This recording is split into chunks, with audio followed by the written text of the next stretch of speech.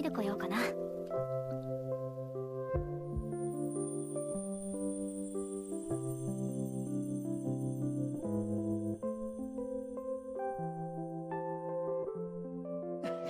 っしゃ、そら、こっちだ。さあ。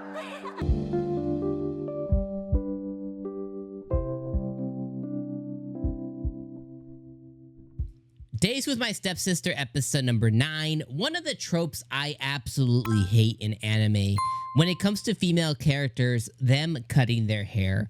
This is something that has happened in anime for a very long time, and subsequently it does happen in real life too. When a woman wants to feel empowered and wants to feel like, you know, she's cutting off something in her life, she cuts off her hair. And I just always hate it. I'm just like, oh, where's the short hair moment? And it always ends up coming. And when it happened to Saki this episode, it didn't surprise me whatsoever. Like, she's formulaically, you know, metaphorically cutting off something, a part of her life that's part of her, that's just gonna grow back. You know what I mean? Your stupid ass hair is just gonna grow back anyway. So it doesn't even matter, really. But all she does is cut off her hair just to look uglier, I guess. I don't know. I'm not a big fan of short hair, so I personally really hate it. But I also really hate the trope in anime in itself. It's like always the girl cutting off her hair. It's like, it's just so dumb. It's so outplayed. It's so silly. But like I said, it does happen in real life too, when, you know, like certain women will come out there and they'll cut their hair to, I don't know, show the world something, and they'll get some ugly ass wolf cut or something. I don't know. It's not a good look. And it very much is what it is. And at the end of the day, you know, at the concept of what this anime is, it's a waste of time because, you know, sure, she's going to go lock away her feelings or whatever else.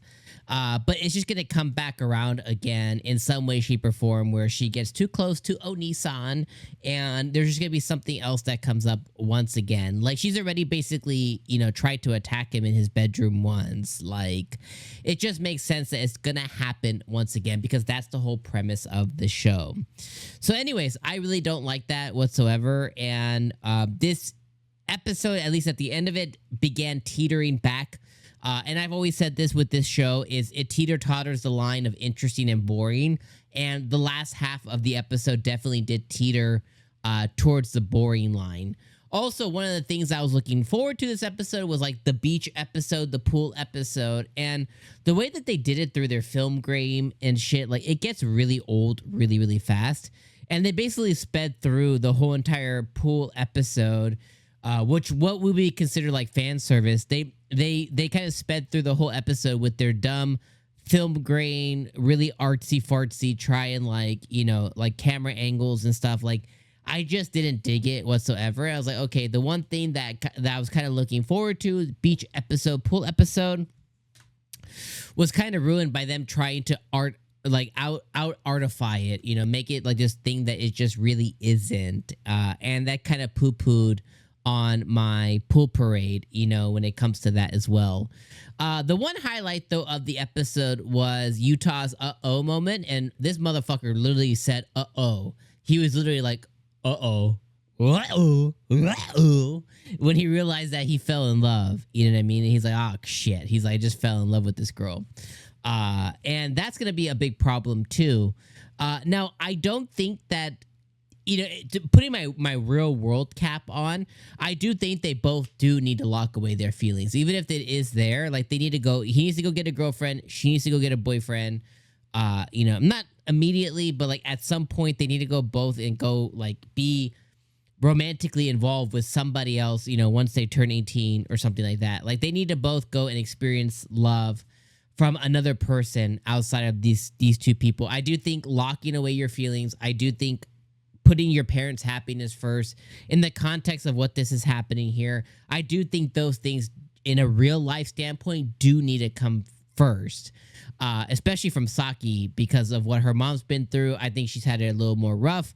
Dad's point of view, he's just kind of put his son first. I do think that he deserves love as well, too. And they'll both F it up big time if they push this envelope with their love. But regardless, the show isn't about thinking straight and be mature. It's about these two kids who are very opposite of both those things, who are very immature and very inexperienced and way too close to each other. And way too similar to each other, where it makes sense that in a different timeline they would 100% fall in love, because I do think that they do need something from each other, and that's kind of where the conflicts come in as a viewer when you're watching the show. But yeah, I would say episode 9 was a fine episode. It was a serviceable episode. It was a 5 out of 10, maybe 6 out of 10 for me.